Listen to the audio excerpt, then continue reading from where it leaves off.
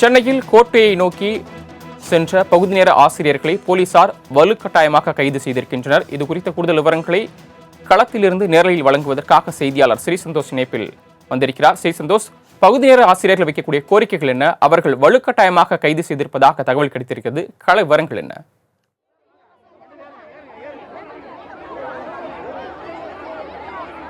வணக்கம் சரவணன். 2012ஆம் ஆண்டு பகுதி நேர ஆசிரியர்களாக உயர்த்தப்பட்டு பதவி உயர்த்தப்பட்டு தற்போது வரையிலுமே அவர்களுக்கான பணி நிரந்தரம் என்பது கிடைக்காத காரணத்தினால் தற்போது சென்னை எறும்பூரில் இருக்கக்கூடிய ராஜரத்னம் மைதானத்தில் கோட்டையை முற்றுகை இருக்கக்கூடிய போராட்டத்தில் ஈடுபட்டு வருகின்றனர். தற்போது 500க்கும் மேற்பட்டோர் இந்த பகுதியில் பகுதி நேர ஆசிரியர்கள் போராட்டத்தில் ஈடுபட்டு வரக்கூடிய நிலையில் அவர்களை கைது செய்யக்கூடிய காட்சி என்பதனை ஒளிப்பதிவாளர் மணிகண்டன் நேரலையில் காட்டி வருகிறார். தற்போது நம்மிடையே இருக்கின்றனர், அவர்களை கேட்போம். மேடம் வணக்கம், நீங்க எங்கிருந்து வரீங்க? உங்களுடைய கோரிக்கை என்னவாக இருக்கு? நான் கோவை மாவட்டத்திலிருந்து வர்றேன். நான் பகுதி நேர ஆசிரியராக வேலை செஞ்சுட்டு இருக்கேன், ஓவிய ஆசிரியராக. கிட்டத்தட்ட 13 ஆண்டுகளாக நாங்கள் வெறும் 5000 ரூபாய் சம்பளத்தில் வேலைக்கு வந்தோம். இந்த 13 வருஷமா ஒவ்வொரு வருஷமும் எங்களுக்கு பணி நிரந்தரம் செய்யறோம்னு சொல்றாங்களோ தவிர எந்த ஆட்சியாளர்களும் அதை செய்யலை. ஆனால் இப்போ இருக்கிற இந்த விடியல் அரசு ஐயா ஸ்டாலின் அவர்கள் எங்களை பணி நிரந்தரம் செய்யறதா தேர்தல் அறிக்கையில் வாக்குறுதி கொடுத்திருந்தாரு. அந்த வாக்குறுதியை நிறைவேற்ற சொல்லி இன்னைக்கு நாங்கள் எல்லாருமே ஒன்றிணைந்து இங்கே ஒரு போராட்டம் நடத்திட்டு இருக்கோம். இது மட்டும் இல்லை, ஒவ்வொரு ஆண்டும் எங்களுக்கு மே மாதம் சம்பளம் இல்லை. எல்லா ஆசிரியர்களும் மே மாதம் வீட்டில் சம்பளத்தோடு எங்காவது எக்ஸ்கர்ஷன் போவாங்க. ஆனால் நாங்கள் சம்பளம் இல்லாமல் அந்த ஒரு மாதம் வாடகை கொடுக்கறதுக்கும் பிள்ளைங்களை படிக்க வைக்கிறதுக்கும் வழி இல்லாமல் அவ்வளோ தூரம் கஷ்டப்பட்டுட்டு இருக்கோம். எங்களுக்கு கண்டிப்பாக இந்த ஆண்டு பணி நிரந்தரம் செஞ்சே ஆகணும் அப்படிங்கிறத சொல்லி இந்த போராட்டத்தை நாங்கள் எல்லா தமிழகத்தில் இருக்கிற அத்தனை பகுதி நேர ஆசிரியர்களும் முன்னெடுத்திருக்கோம். கடந்த முறை நீங்க டிபிஐ வளாகத்திலையும் போராட்டத்தை முன்னெடுத்திருந்தீங்க. உங்களுக்கான அந்த கோரிக்கை என்பது நிறைவேற்றப்படுவதா சொல்லிட்டு இருந்தாங்க. தற்போது வரையிலுமே நிறைவேற்றப்படாம அடுத்த கட்டமாக இந்த போராட்டம் தொடருது. அவங்களிடமிருந்து ஏதாவது தகவல் தெரியப்படுதா? ஒவ்வொரு தடவையும் உங்களுக்கு பணி நிரந்தரத்துக்காகத்தான் இப்போ நாங்கள் பேசிகிட்டு இருக்கோம். இங்கே பட்ஜெட் பிரச்சனை அப்படின்னு சொல்கிறாங்க. ஆனால் எங்களுக்கு என்னன்னா, எங்கேயோ கள்ள சாராயம் குடிச்சிட்டு செத்து போனவங்களுக்கு லட்சக்கணக்கில் நீங்கள் பணம் தர்றீங்க. ஆனால் தன்னுடைய வியர்வையை சிந்தி ரத்தத்தை சிந்தி 13 வருஷமாக உழைச்சிட்டு இருக்கிற இந்த பகுதி நேர ஆசிரியர்களை பணி நிரந்தரம் செய்யறதுக்கு மட்டும் இங்கே பட்ஜெட்டில் பணம் இல்லைன்னு சொல்கிறது எப்படின்னு எங்களுக்கு தெரியல. கடந்த போராட்டத்தின் போதே அமைச்சரிடம் பேச்சுவார்த்தை நடத்தப்பட்டது. உங்களுக்கான அந்த கோரிக்கை நிச்சயமாக செய்து தரப்படும் அப்படின்னு சொல்லியிருந்தாங்க. தற்போது தலைமைச் செயலகத்தில் உங்களுக்கான கடிதம் என்பதும் கொடுக்கப்பட்டிருந்தது.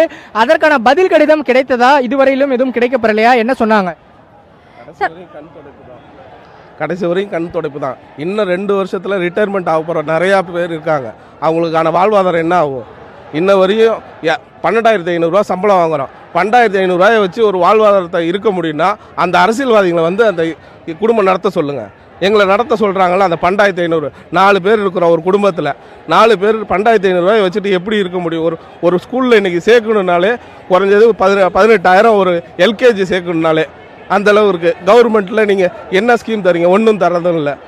நல்ல ஸ்கீம் தாங்க. ஏதாவது எங்களுக்கான வாழ்வாதாரத்தை உருவாக்கி கொடுங்க. நாங்கள் பர்மனெண்ட்டே கேட்கல. எங்களுக்கான வாழ்வாதாரம் 12,500 வாழ்வாதாரத்தை மட்டும் நீங்கள் உருவாக்கி கொடுங்க. விலைவாசியை குறைங்க. எங்களுக்கு அந்த மாதிரியாவது ஒரு இதை உருவாக்கி கொடுத்துட்டு நீங்கள் எதாவது பண்ணுங்கள். அதே மாதிரி வேலையில் பணியில் இருக்கும்போது மரணம் அடைந்தவர்களுக்கோ இல்லை இப்போ இந்த வேலையிலேயே 13 வருஷத்தில் ரிட்டையர்மெண்ட் ஆனவங்க நிறையா பேர் இருக்காங்க. அவங்களுக்கெல்லாம் பார்த்தீங்கன்னா வெறும் 5,000 ரூபாய் 7,000 ரூபாய் சம்பளத்தில் இவ்வளோ நாளும் வேலை செஞ்சு ரிட்டையர்ட் ஆனாங்க. அதே மாதிரி இறந்து போனவங்க நிறையா இருக்காங்க. அவங்களுக்கு எந்த ஒரு நிவாரண தொகையோ எதுவுமே அந்த குடும்பத்துக்கும் எந்த ஒரு பலனுமே இது வரைக்கும் கிடைக்கலைங்க. தமிழகத்திலிருந்து பல்வேறு மாவட்டங்கள் ரீதியாக பல்வேறு பகுதியிலிருந்து படையெடுத்து வரக்கூடிய காட்சி என்பதனை தொடர்ச்சியாக காட்டப்பட்டு வருகின்றனர். தற்போது வரையிலுமே இந்த காட்சியினை பார்க்கக்கூடிய வகையிலுமே தங்களுடைய ஒற்றை கோரிக்கையாக பணி நிரந்தரம் கிடைக்க வேண்டும் என்று போராடி வரக்கூடிய இவர்களை வலுக்கட்டாயமாக காவல்துறையினர் தொடர்ச்சியாக நிச்சயமாக போராட்டத்தில் ஈடுபட்டு வருகின்றனர். குடும்பத்தில் இருந்து குழந்தைகளுடன் போராடக்கூடிய காட்சி என்பதை தான் நம் மாலை முரசு தொலைக்காட்சி வாயிலாக நேரடியாக பார்த்து வருகிறோம். தற்போது வரையிலுமே இவர்களுக்கான அந்த ஒற்றை கோரிக்கை என்பது நிறைவேற்றப்படவில்லை என்றும் பல்வேறு மாவட்டங்களில் இருந்து இந்த போராட்டத்தில் ஈடுபட்டிருக்கக்கூடிய பகுதி நேர ஆசிரியர்கள் மற்றும் சிறப்பு ஆசிரியர்களுடைய கோரிக்கையாகவும் இருந்து வருகிறது. வணக்கம், நீங்க எங்கிருந்து வரீங்க? உங்களுடைய கோரிக்கை என்ன? தருமபுரி மாவட்டம் அரூர் வட்டத்திலிருந்து வரோங்க சார். 181 கோரிக்கை எங்களுக்கு கட்டாயம் நிறைவேற்றணும்னு நாங்கள் கேட்டு எல்லாரும் வந்திருக்கோங்க சார். குழந்தையை அழைத்து நீங்கள் போராட்டத்தில் ஈடுபட்டு இருக்கீங்க. எந்த அளவு உங்களுக்கான அந்த துன்புறுத்தல் என்பதும் இருக்கு சார்? 13 வருஷமாக நாங்கள் இந்த நிலைமைக்கு ரொம்ப குழந்தைங்கள நாங்கள் கவர்மெண்ட் ஸ்கூலில் படிக்க வச்சுக்கிட்டு ரொம்ப கஷ்டப்பட்டுட்டு இருக்கிறோங்க சார். எங்களுக்கு அவங்க ஸ்டாலின் ஐயா சொன்ன மாதிரி 181 கோரிக்கையை நிறைவேற்றி எங்கள் வாழ்க்கையில் ஒளி ஏற்றணும்னு நாங்கள் ரொம்ப வேண்டி கேட்டுக்கிறோங்க சார். நீங்கள் எங்கேருந்து வரீங்க? எதுக்காக அம்மா கூப்பிட்டு வந்தாங்க? தற்போது வரையிலுமே இந்த பகுதியில் இருக்கக்கூடிய பகுதி நேர ஆசிரியர்கள் போராட்டத்தில் ஈடுபட்டவர்களை வலுக்கட்டாயமாக காவல்துறையினர் குண்டுகட்டாக தற்போது கைது செய்யக்கூடிய காட்சி என்பதை பார்க்க முடிகிறது. அவர்களை வாகனத்தில் ஏற்றக்கூடிய காட்சி என்பதை பார்த்து வருகிறோம். குறிப்பாக 2012ஆம் ஆண்டு தேர்தல் வாக்குறுதியின்படி 181னுடைய திமுக வாக்குறுதியின்படி அனைவருக்கும் இந்த பகுதி நேர ஆசிரியர்கள் மற்றும் சிறப்பாசிரியர்களிடம் தொடர்ச்சியாக இவர்களுக்கான பணி நிரந்தரம் வழங்க வேண்டும் என்பதே இங்கு போராடி வரக்கூடிய ஆசிரியர்களுடைய ஒற்றை கோரிக்கையாகவும் இருந்து வருகிறது. சரவணன்.